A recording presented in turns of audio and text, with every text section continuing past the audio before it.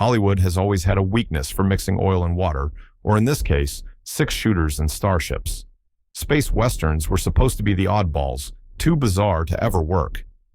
But what if I told you that buried under the rubble of forgotten VHS tapes and dusty reels are films that proved cowboys belonged among the stars?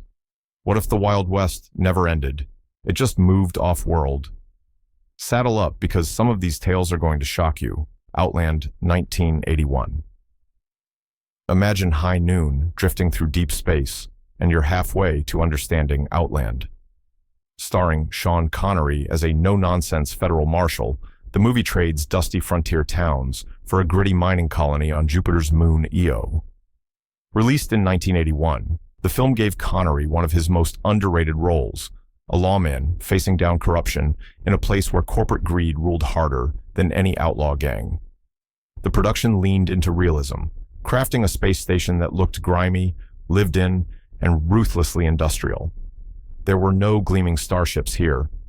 Instead, you got claustrophobic corridors, endless steel tunnels, and the suffocating sense of isolation that made Connery's fight feel even more desperate.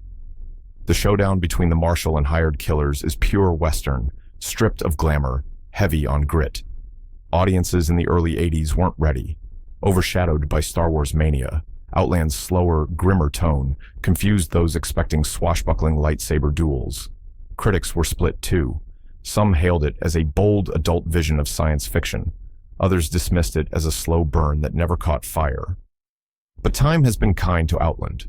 Modern reappraisals recognize it as a visionary hybrid, a movie unafraid to ask what frontier justice looks like when the frontier stretches into orbit.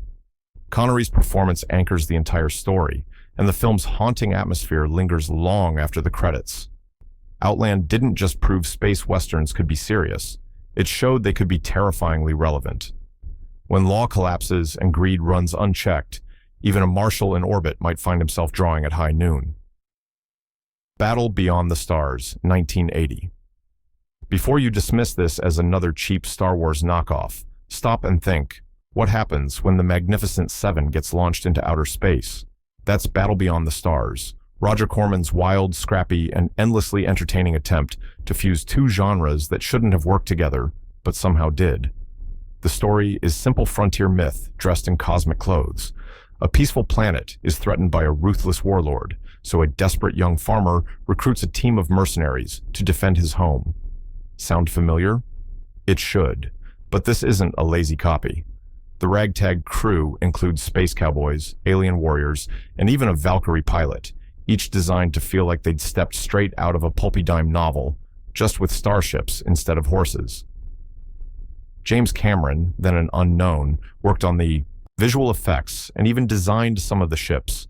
You can see flashes of the genius that would later fuel Aliens and Terminator. For all its budget shortcuts and painted star fields, the movie brims with raw imagination. It wears its limitations proudly, filling every frame with energy and character. When it hit theaters in 1980, it was never going to dethrone Lucas's empire, but it didn't have to. It carved its own niche as a scrappy cult film that proved audiences would embrace space westerns if you gave them charm, humor, and a dash of heroism. Today, Battle Beyond the Stars isn't remembered as a blockbuster, it's remembered as a rallying cry. Sometimes, the underdogs really do ride into town, guns blazing, even if that town happens to orbit a dying sun. Moon 02, 1969. Released by Hammer Studios and promoted as the first space western, Moon 02 wears its oddball reputation with pride. It's not just cowboys in space, it's full psychedelic frontier madness. Set in the year 2021, the story follows a former astronaut turned space scavenger who gets pulled into a lunar gold rush. Yes, it's basically a Wild West mining tale, only the mines are on the moon. Hammer was better known for gothic horror, so their decision to tackle a space western left critics scratching their heads. But beneath the camp and day-glow sets, there's something fascinating. The film captures the lawlessness of a frontier where corporations, criminals, and opportunists clash over resources with no sheriff in sight. The moon becomes a lawless outpost where fortunes are made and lives are cheap. The visuals are gloriously dated now, all pastel suits, bubble helmets, and swinging 60s soundtrack. But that's part of the charm. Moon 02 looks like James Bond got lost at a hippie rodeo in orbit. It flopped in its day, dismissed as too silly and too niche, but over time it's earned cult status among fans who love their science fiction, strange, colorful, and unafraid to lean into camp. For those who sneer at the idea of space westerns, Moon 02 is Exhibit A, proof that the blend was always meant to be weird, playful, and bold. It's not just a film, it's a Technicolor time capsule of what people in the late 60s thought our lunar future might look like, complete with saloons, hustlers, and space cowboys chasing rocks across the moon's surface. The Adventures of Buckaroo Banzai, Across the Eighth Dimension, 1984. This isn't just a space western. It's a space western, a superhero movie, a rock and roll comedy, and a pulp adventure all rolled into one chaotic package. Buckaroo Banzai is one of those films you either love or spend the entire runtime asking what on earth or off earth you're watching. Peter Weller plays Buckaroo, a surgeon, rock star, scientist, and cowboy adventurer who fights evil aliens called red lectroids from the eighth dimension. If that sounds insane, it's because it is. But within the chaos, there's a distinct Western DNA. Buckaroo's crew, the Hong Kong Cavaliers, are basically a cosmic posse, swaggering into danger like gunslingers arriving in a troubled town. The villains? Outlaws in every sense, only with interdimensional tech instead of six-shooters. The film's production was notoriously chaotic, with rewrites, studio interference, and baffled test audiences. When it premiered in 1984, most people didn't know what to make of it. Critics dismissed it as a tonal mess, and box office numbers were dismal. But the movie refused to die. Over the years, Buckaroo Banzai built one of the most loyal cult followings in sci-fi history. Fans quote its one-liners, collect its memorabilia, and still campaign for sequels that never came. What makes it endure? Its fearless commitment to strangeness. Where other films played safe, Buckaroo Banzai barreled forward like a gunman, charging headlong into a standoff. It's messy, loud, and unpredictable, but that's what makes it unforgettable. In a world where too many sci-fi films feel like assembly line products, Buckaroo Banzai still feels like the wild frontier. Oblivion, 1994. If you ever wanted a straight-up Western with aliens, laser pistols, and mutant outlaws, Oblivion is your ticket. Produced by Full Moon Entertainment, this 1994 cult gem leans hard into the idea of a frontier town in space. The dusty settlement of Oblivion looks like it came straight out of a John Ford Western, only the sheriff packs an energy blaster and the villains aren't human. The plot follows a cowboy drifter who teams up with a cyborg deputy to protect the town from Red Eye, a reptilian outlaw who terrorizes the locals. It's campy, it's over the top, and it's loaded with practical effects that feel charmingly handcrafted. The filmmakers knew they weren't making prestige cinema. They were making a pulpy space Western with heart. What sets Oblivion apart is its refusal to apologize for its hybrid nature. It doesn't wink at the audience or pretend it's anything but what it is, a science fiction Western designed to have fun. The saloons, shootouts, and frontier justice are straight from classic cowboy films, but they're given a sci-fi facelift with alien designs and futuristic weapons. Critics dismissed it as low rent, but fans of B-movies embraced it. Over time, it developed a cult following big enough to spawn a sequel. Today, Oblivion stands as proof that you don't need millions in CGI to create a memorable mashup. You just need a good outlaw, a sheriff with grit, and a dusty town caught in the crossfire, even if that town happens to orbit a dying sun. Time Rider, The Adventure of Lyle Swan, 1982. What happens when a motocross champion accidentally rides straight into the Old West? That's the wild premise of Time Rider, a film that proves the line between futuristic tech and frontier grit is thinner than you think. Fred Ward stars as Lyle Swan, a dirt bike racer who stumbles into a government time travel experiment mid-race. One wrong turn, and he's no longer dodging checkpoints, he's dodging outlaws on horseback. Suddenly, his roaring motorcycle becomes the closest thing the West has to a UFO. Locals gape in fear, gunslingers see him as a threat, and Swan realizes he's become a kind of legendary man from the future in a world that can barely comprehend him. The film cleverly riffs on Western tropes: the mysterious stranger riding into town, the gunslinger showdown, the outlaw gang chasing him across the desert. Only here, the stranger doesn't have a revolver. He's got a Yamaha dirt bike, and the kind of speed that leaves dust clouds bigger than stampedes.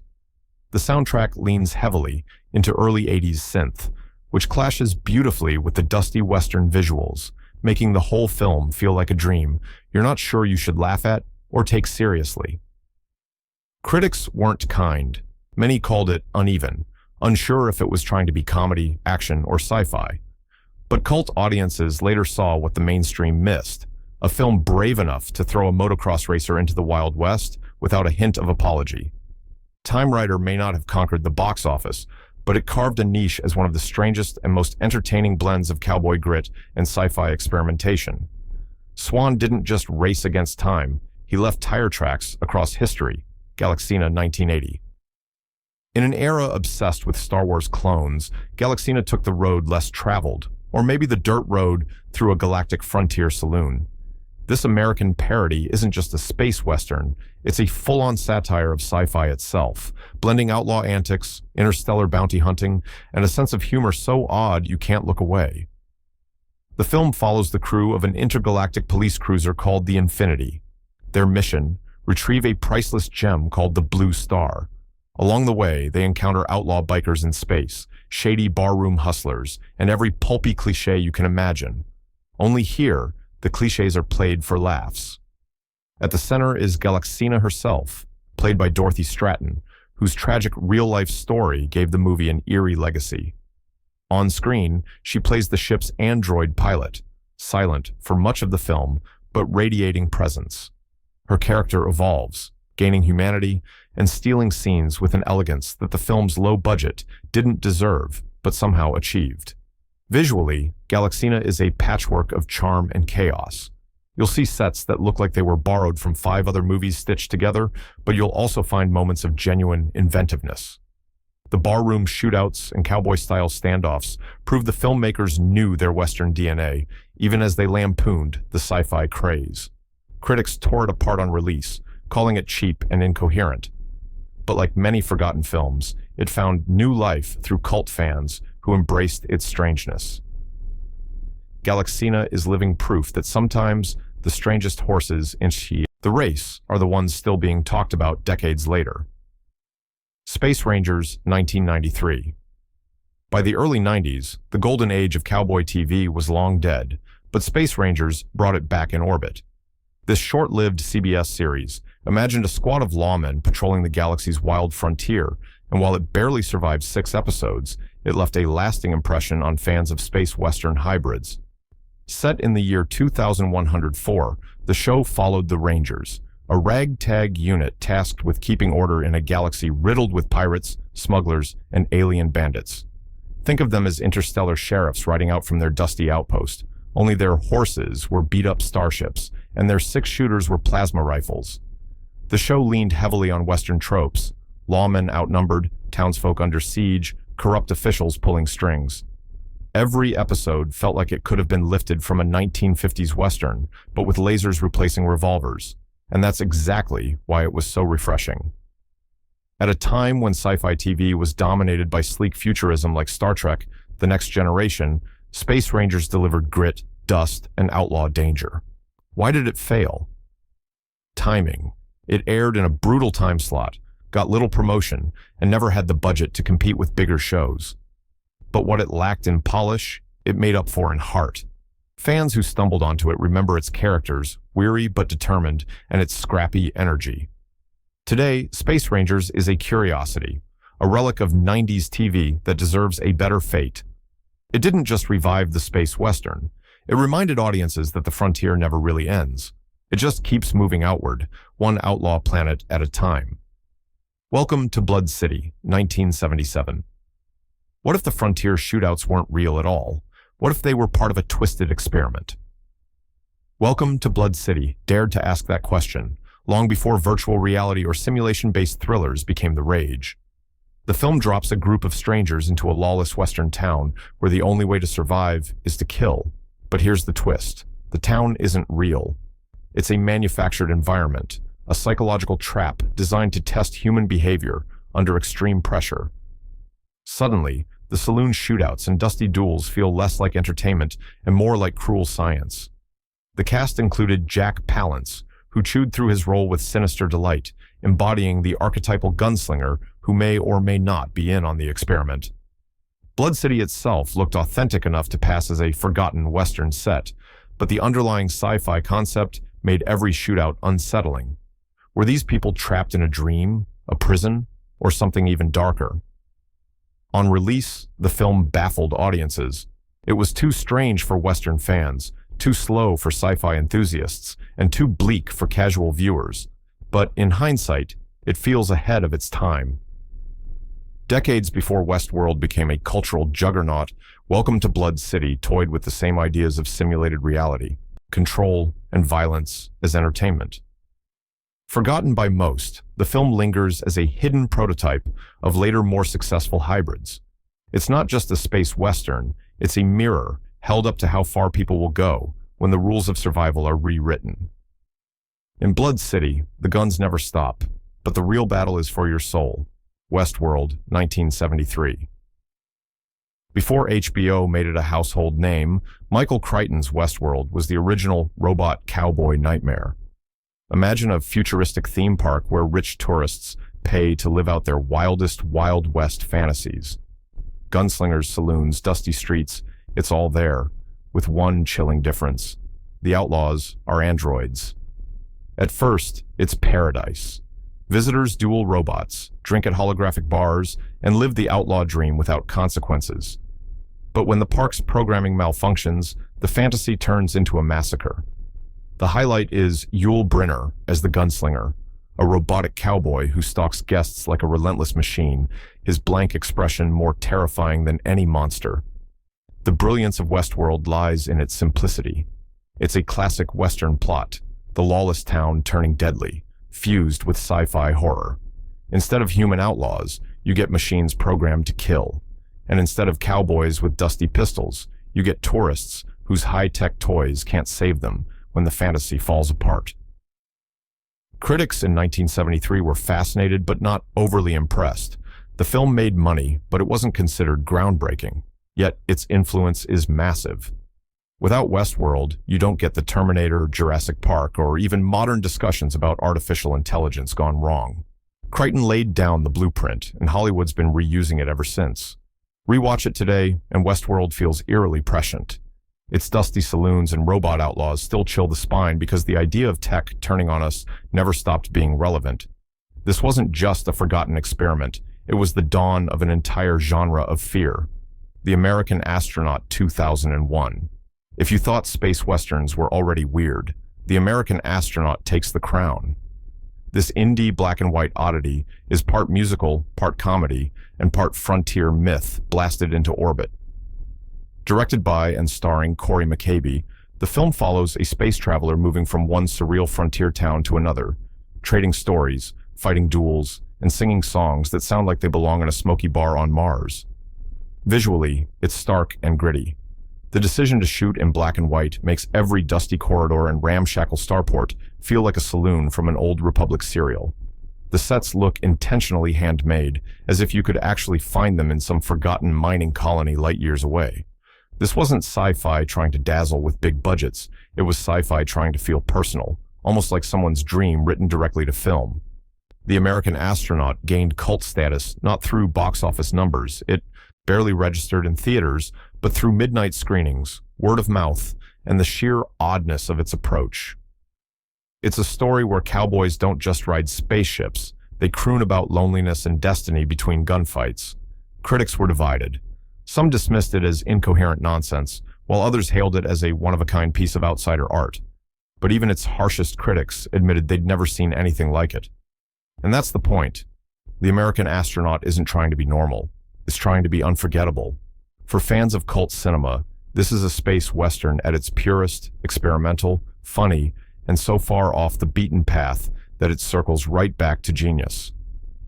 If you ever wanted proof that the genre could embrace poetry, absurdity, and grit, all in one shot, this is it. Star Hunter, 2000 to 2004. By the turn of the millennium, audiences were swimming in sleek space adventures. Star Hunter went the opposite route, turning its lens on bounty hunters roaming the outer edges of civilization. Airing in syndication, this Canadian-produced show felt like a direct descendant of the classic westerns, swapping open prairies for asteroid belts and dusty frontier towns for crumbling space colonies. The premise followed Dante Montana, a grizzled hunter searching for his missing son while trying to survive a lawless galaxy. Later seasons shifted characters, but the tone remained. The universe was a dangerous, decaying frontier, and the only law came from people desperate enough to enforce it. What made Star Hunter unique was its atmosphere. Instead of clean, polished ships, everything felt worn down, patched together, and one step from falling apart. It was a lived-in universe that mirrored the old frontier, full of rough travelers, shady deals, and survival at any cost. While never a mainstream hit, Star Hunter developed a loyal cult following. Fans appreciated its refusal to glamorize space travel. Every jump into hyperspace was a gamble, every job was dangerous, and every outlaw looked like they'd walked straight out of a saloon brawl. It didn't have the budget of bigger contemporaries like Firefly, but it shared the same spirit: frontier justice, family bonds, and outlaws chasing fortune where no laws exist. Today, Star Hunter is remembered fondly as a scrappy series that gave space western fans something raw, unpolished, and true to the genre's dusty roots. Solar Babies, 1986. Solar Babies might not look like a western at first glance. It's a post-apocalyptic desert adventure about rebellious teens. But look closer, and the DNA is unmistakable. Released in 1986, this American cult film reimagines the cowboy outlaw spirit in a sci-fi wasteland where water is more valuable than gold. The story follows a group of orphans rebelling against a tyrannical government that controls the last remaining resources.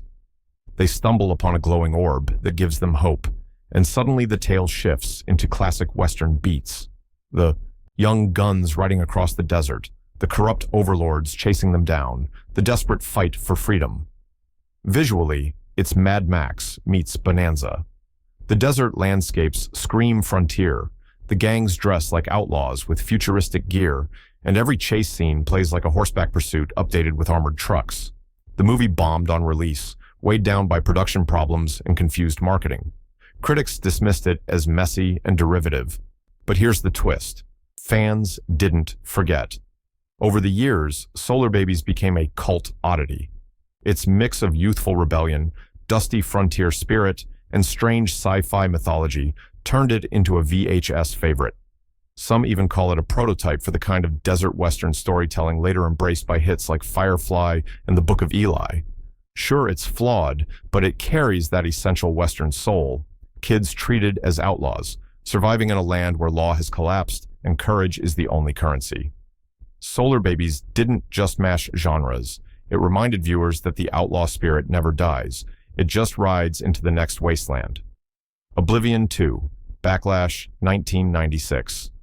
Sequels rarely get remembered, but Oblivion 2 is the rare exception, where the filmmakers doubled down on the cowboy in space madness and came out swinging. Released 2 years after the original, this continuation brought audiences back to the dusty settlement of Oblivion, where alien outlaws, cyborg sheriffs, and human drifters still battled for survival. The story picks up with new threats, a vengeful outlaw named Lash and her deadly allies who set their sights on the frontier town. Once again, we get saloon brawls, dusty shootouts, and standoffs under twin suns, but with the added bonus of even more camp.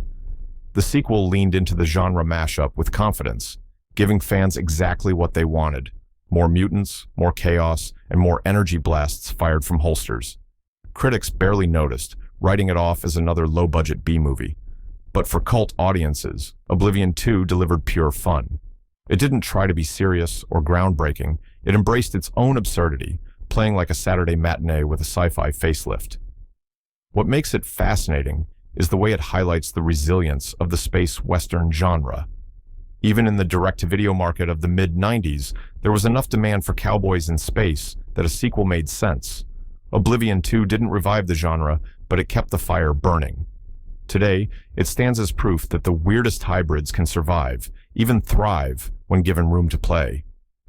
If you're looking for a forgotten gem that doesn't take itself too seriously, but delivers a good time, Backlash earns its place in the saloon. Riders to the Stars, 1954. Long before Star Wars, long before Firefly, Riders to the Stars dared to frame astronauts as pioneers in a new kind of Wild West. Released in 1954, this MGM production blended Cold War-era science with Western grit, painting space exploration as a rugged frontier, where only the toughest men could survive. The plot follows three scientists recruited to capture a meteor in orbit. The training sequences feel eerily similar to cowboy boot camps, hammering home the idea that space was just another dangerous frontier waiting for its brave riders. The men are tested not just for skill, but for grit, courage, and that undefinable quality that made Western heroes stand tall when the odds looked impossible. Though it played like a serious drama, the Western DNA was everywhere. The astronauts weren't portrayed as scientists in lab coats, but as frontiersmen braving the unknown. The rocket launches were their wagon trains, the meteors their wild herds, and the universe itself their lawless prairie. Riders to the Stars was overshadowed by bigger sci-fi spectacles of the decade, but it deserves recognition for planting seeds. It showed audiences that space stories could tap into the same mythology that made Westerns resonate: courage, exploration, and survival. Rewatching it today feels like opening a time capsule. The effects are dated, the pacing slow, but the spirit is undeniable. Riders to the Stars isn't just forgotten. It's a reminder that space westerns didn't start in the 80s or 90s. They were always there, waiting for audiences to notice the cowboy hats hiding under the space helmets. So, there you have it. 15 dusty, gritty, wild, and weird space. Westerns that prove cowboys never really left. They just strapped on jetpacks and rode into the stars. Some were campy, some were brilliant, some were disasters, but all of them dared to fuse two genres most people swore would never mix. Which one do you think deserves a modern revival? Drop your thoughts below, saddle up that subscribe button, and let's keep exploring the frontiers, both old and cosmic.